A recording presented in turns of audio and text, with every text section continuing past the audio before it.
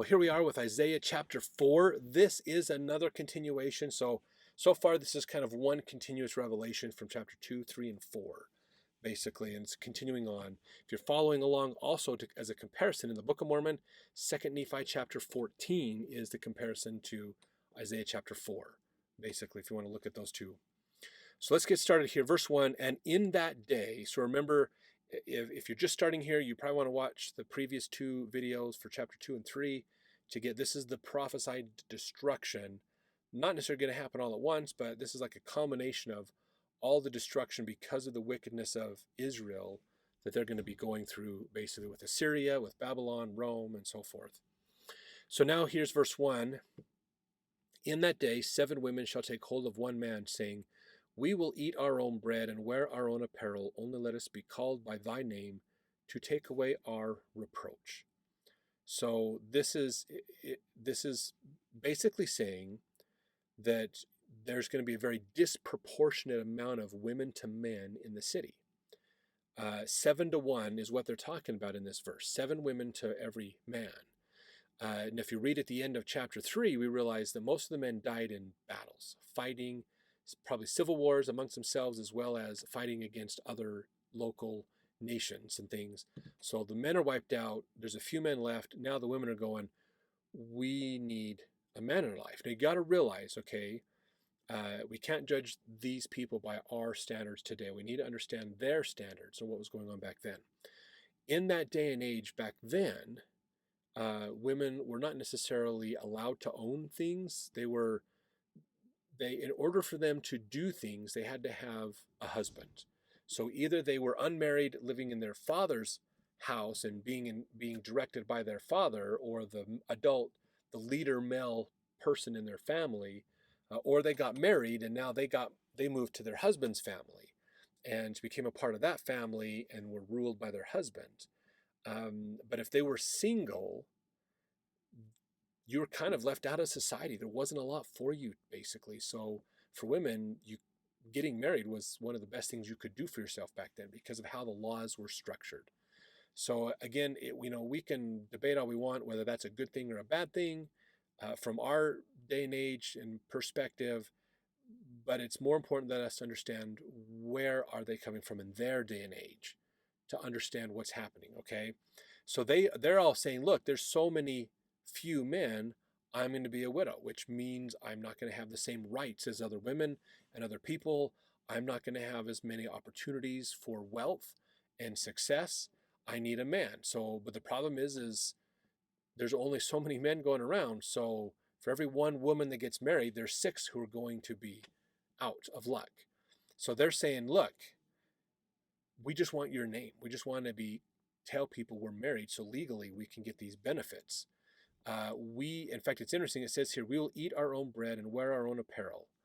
So basically, now here's the thing is whenever a woman got married, it was common to have a dowry given. So there was a payment given to the bride and the bride's family. Some of the bride's family got it. The bride got some of it as well as an assurance that the husband was going to treat her well and do things. So she usually came to the marriage with some wealth. And that's the wealth that she could take. If the husband betrayed her, if he was unfaithful to her, she took her dowry with her. That was hers. So there was protections in the law for women. But what they're saying in here basically is like, look, we're not asking for anything from you, just your name. We'll take care of ourselves. We'll do everything ourselves. We just need your name so that we can claim we're married, so that we get the legal benefits of everything in society. So that's the dilemma that they're going to be running into, basically. Now here's some comments on this. Verse 1 of chapter 4 seems to continue through the thought of chapter 3 rather than begin a new thought. This phrase suggests that the conditions mentioned in verse 1 is caused by the scarcity of men as a result of devastation of war. The conditions under which these women would accept marriage are contrary to the Lord's order of marriage. So to be unmarried and childless in ancient Israel was a disgrace. So terrible would conditions in those times be that women would share a husband with others and expect no material support from him if they could claim they were married to him. So again, this is that concept that it was just how the laws were set up. If you were a married woman, you had better benefits in the law. If you were an unmarried woman, you had very little benefit in the law. So being married was way more valuable legally to you with your rights than it was to not be married. So it's just crazy to have this inordinate amount of women versus men, basically. Now, this chapter does get a little bit more. You can see where these things are talking about the ancient days as well, of things that are happening back then, how bad it's going to be. But a lot of this is also talking about millennial stuff as well, how the destruction before the millennium, the problems there as well. So history is going to repeat itself in some way down the line, basically. Now, verse 2, in that day shall the branch of the Lord be beautiful and glorious, and the fruit of the earth shall be excellent and comely for them that are escaped of Israel. So very, very important here. Now, the branch of the Lord, if you remember the ideas of the vines and using the analogy of trees and orchards and vineyards and things, that's what verse 2 is going along with as well, is thinking about this idea. Branch of the Lord can also be used for, they're going to rename this to the stem of Jesse, is another way to think about this. I think it's in chapter 11, we're almost there to that point where you get into the stick of Judah, the stick of, those kinds of things, the stem of Jesse. So these all are the same similar type of analogies that pull together to help us understand what's going on. You could think of Zenos from the olive tree analogy that Jacob gives us in the Book of Mormon, which is interesting because Zenos is Jacob's quoting an Old Testament prophet, Zenos, about this whole metaphor of a vineyard, of understanding the world and the plan of salvation, those kinds of things. But we don't have it in the Old Testament. Now, there are some scriptural, or not scriptural, some more archaeological finds that show that there's a possibility of somebody named Zenos or Zenez in the Old Testament that talked about vineyards. But we don't have the complete works there, basically, just some possibilities. Now, verse 3. So here, verse 2, just at the end, it says, for them that escape. So those who escape all this destruction, there's going to be good days ahead for them. They're going to have an awesome opportunity. So this is that remnant of Israel that gets left, where they were going to return and rebuild Israel. Verse 3, it shall come to pass that he that is left in Zion and he that remaineth in Jerusalem shall be called holy, even everyone that is written among the living in Jerusalem. So these are those that are saved by approval of the Messiah. They're the ones that are going to be left. So if you look at verse 3, again, there's two analogies here. One is that gathering of Israel. Israel will be scattered, but it is going to be gathered. A remnant will come back. And that is going to be good for that remnant, basically coming back. You could see this in the last days. Jerusalem will be destroyed again. And as prophesied in Daniel, the abomination of desolations. And there will be some that will be left, and those are the ones that are going to be more righteous. So even if you think in the Book of Mormon, when the Savior died, in the Book of Mormon, they talk about a lot of people that were wicked were being destroyed by all the natural disasters. And so those that were left were a little more righteous, basically, and they were there for the coming of the Savior. So that's kind of the similar idea of verse 3 here. Now, verse 4, when the Lord shall have washed away the filth of the daughters of Zion, and shall have purged the blood of Jerusalem from the midst thereof, by the spirit of judgment and by the spirit of burning. So when he cleanses the earth, when he gets everything taken care of, basically. The Old Testament Study Manual had this comment, says, this passage describes the purification of Zion in preparation for the establishment of God's kingdom in the last days. Through chastisement and various judgments, Israel will finally be purged of wickedness and turn back to God. So that's the days we're living in, that separation that's happening, getting the wheat and the tares separated out, getting rid of the wickedness, those kinds of things. So this is why having a strong testimony is so important these days. And now verse 5, it says, and the Lord will create upon every dwelling place of Mount Zion and upon her assemblies a cloud and smoke by day, and the shining of a flaming fire by night. For upon all the glory shall be defense.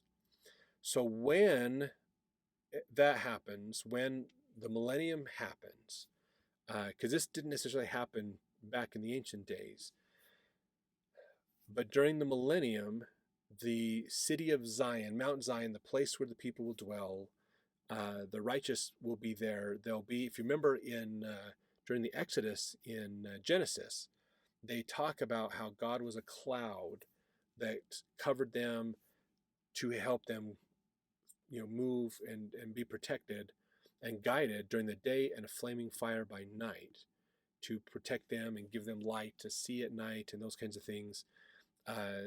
It's going to be that same way again. So the people that are wicked will see there's a city over there with righteous people in it that has this cloud over it that just scares the heck out of us.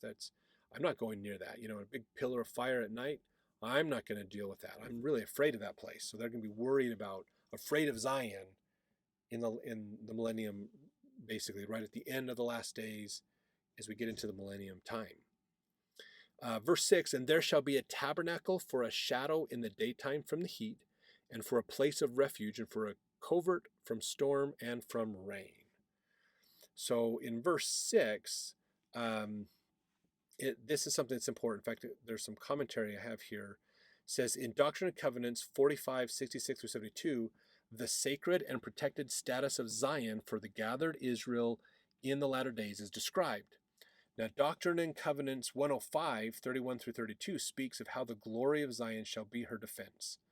Isaiah compared the protecting divine influence with that experienced by Moses. Elder Orson Pratt suggested that the fulfillment of Isaiah's prophecy would be literal. He said, and this is in the Journal of Discourses, the time is to come when God will meet with all the congregation of his saints, and to show his approval and that he does love them, he will work a miracle by covering them in the cloud of his glory. I do not mean something that is invisible, but I mean that same order of things which once existed on the earth, so far as the tabernacle of Moses was concerned, which was carried in the midst of the children of Israel as they journeyed in the wilderness. But in the latter days there will be people so pure in Mount Zion, with a house established upon the tops of the mountains, that God will manifest himself not only in their temple and upon all their assemblies with a visible cloud during the day, but when the night shall come, if they shall be assembled for worship, God will meet with them by his pillar of fire. And when they retire to their habitations, behold, each habitation will be lighted up by the glory of God, a pillar of flaming fire by night. Did you ever hear of any city that was thus favored and blessed since the day that Isaiah delivered this prophecy? No, it is a latter-day work, one that God must consummate in the latter times, when he begins to reveal himself and show forth his power among the nations. So, again, while Isaiah is talking about the destruction of what's going to happen to Israel in their time frames, and even in the near future for them, this is also getting into showing the end result of all this is going to be the gathering of Israel, the establishment of New Jerusalem, a place where Christ can come and reign in the millennium. And so he's kind of getting, you're seeing snapshots of things that are going to be all in the future for Isaiah, basically. And this is very common, actually, for latter-day prophecy. If you think about it, in latter-day prophecy, usually we either see a snapshot of what's going to be here, like what we've got in verse 5 and 6, basically. So Israel will be purged. There will be a remnant that's saved after they're destroyed. Then they're going to be cleansed, go through trials, tribulations, build up their faith. Then that's the wheat and the tares growing together, wickedness and righteousness becoming better, more powerful, both at the same time. Then they're going to be separated out. The wicked will be burned, the righteous will be saved, and that's who goes to Zion, this new city. And so this is a snapshot. When is it going to happen? It's hard to say exactly. So sometimes when we do latter-day prophecy, you'll notice that there's either we get a direction or we get a snapshot of what's going to be there. We rarely get both of those things at the same time. So it's hard to delineate what's going to come before the others. So you have to just try to think about all these. It's like having a bunch of snapshots of somebody's vacation, and you have to try to decide which happened in what order, basically through their whole vacation. That's kind of how we have latter-day prophecy. The Lord gives us a lot of snapshots of what's going to be, but doesn't give us the full order and timing of how it's all going to work out. So this is Isaiah, again, speaking from his day, telling them the whole future of what's going to happen, basically, for Israel. So let's jump over to our next chapter as we continue to understand the teachings of Isaiah.